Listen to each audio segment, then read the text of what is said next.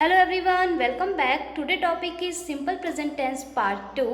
Part 1 मैंने आपके साथ कल डिस्कस किया था, जिसमें हम वर्ब की फॉर्म में एस और ईएस को ऐड कर रहे थे जब हमारा सब्जेक्ट सिंगुलर था, और जब हमारा सब्जेक्ट प्लूरल था मोर देन वन तो हम वर्ब की फर्स्ट फॉर्म को यूज़ कर रहे थे, हम एस और ईएस को ऐड नहीं कर रहे थे। आज है पार्ट 2 जिसमें हम प्रेजेंट सिंपल टेंस के नेगेटिव सेंटेंस को फ्रेम करेंगे। जब हमारा सब्जेक्ट सिंगुलर होगा मीन ही शी इट, तो हम उसके साथ यूज़ करेंगे डस नॉट को, और जब हमारा सब्जेक्ट प्लूरल होगा मोर देन वन तो हम यूज़ करेंगे डू नॉट।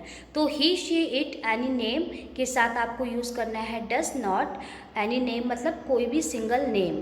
सेकंड है जब हमारा सब्जेक्ट प्लूरल होगा यू वी दे और फर्स्ट पर्सन आई, तो उसके साथ हमको यूज़ करना है डू नॉट।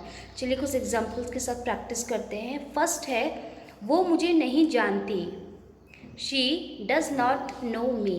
यहाँ पर एक सिंगल पर्सन की बात हुई है वो, तो शी डज नॉट नो मी।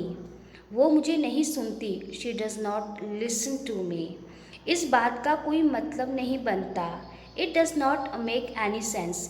यहाँ पर इट यूज़ किया है क्योंकि हमारा सब्जेक्ट ना गर्ल है ना बॉय है। सेकंड है कि जब हमारा सब्जेक्ट प्लूरल हो तो हम कैसे सेंटेंस को फ्रेम करते हैं। जब हमारा सब्जेक्ट प्लूरल होगा मीन मोर देन वन तो हम यूज़ करेंगे डू नॉट।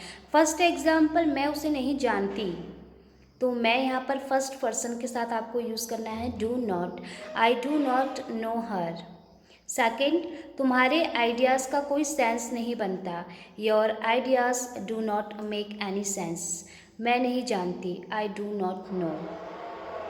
आपको प्रेजेंट सिंपल टेंस में सिर्फ दो चीज़ों को याद करना है, ध्यान रखना है कि जब भी हमारा सब्जेक्ट सिंगुलर होगा मीन एक की बात आपको करनी है तो वर्ब में एस और ईएस को आप ऐड करेंगे, और जब सब्जेक्ट हमारा प्लूरल होगा मोर देन वन तो वर्ब की सिर्फ हमको फर्स्ट फॉर्म यूज़ करनी है।